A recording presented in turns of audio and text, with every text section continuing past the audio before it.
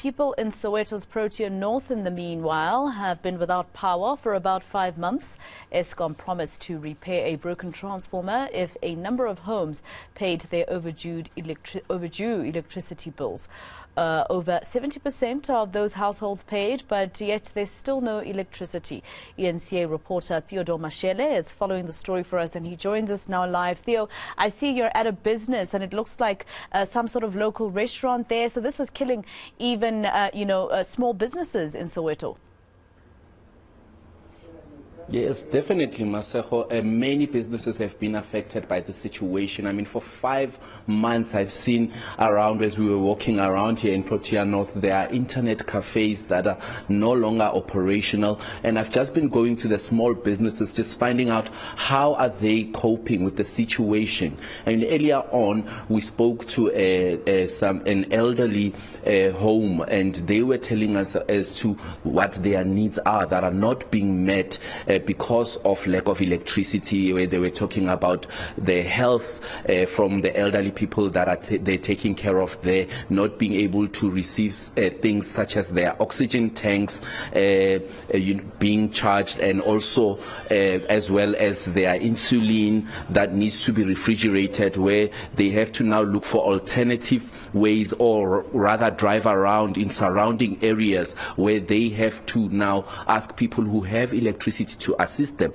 But now I have come to the place named Cheaper's Kitchen, and it's a food restaurant, and I was talking to the owner just now, who was telling me that usually this place would be packed, but at the moment it's a bit empty. It's because people go into surrounding areas that actually have electricity as an alternative instead of coming here.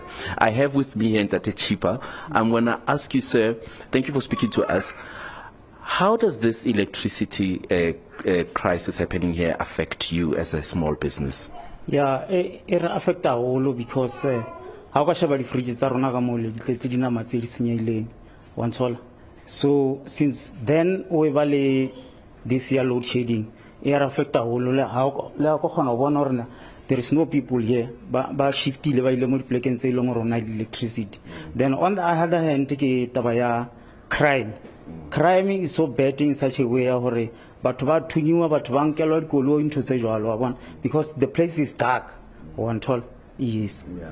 And what kind of alternatives do you have to cope when there's no electricity as a business that needs to refrigerate food and beverages?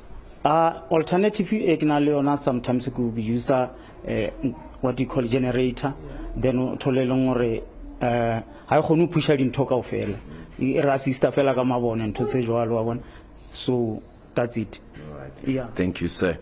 So we did speak to the councillor earlier on. As you can hear, the business owner here, small business owner, is saying that they are affected in terms of they need to now pay extra costs for generators, and they also have to look at alternative ways to refrigerate their meat and all other food and beverages. But the councillor earlier on has told us that they've been receiving multiple dates where the utility Eskom has been promising to come and resolve the situation, especially after the community members that are owing some electricity bills had to fill in some arrangements, and they were now given again another date, and now the councillor was telling us that the utility is now saying now they must wait for the 13th, and the previous date was the 27th.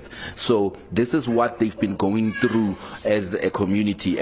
Mr. Cheaper here has also pointed out that the crime rate in the area has also increased during this period where there is no electricity, because when it's dark outside, people are also scared to come into areas that are dark, since they know that there's a high crime rate, or there's a higher chance of being robbed or mugged or have their cars taken from them because of the electricity issue. Now, Eskom said this issue at first when we spoke to them, that partly this issue was caused by illegal connections within the area, but again the community members were saying that there needs to be, even if the box is replaced, there needs to be extra security measures that are taken to ensure that they don't go through the same thing again, even after replacing the box. But for now, community members here in Protea North remain in the dark, and now they're just holding on to the promise from the utility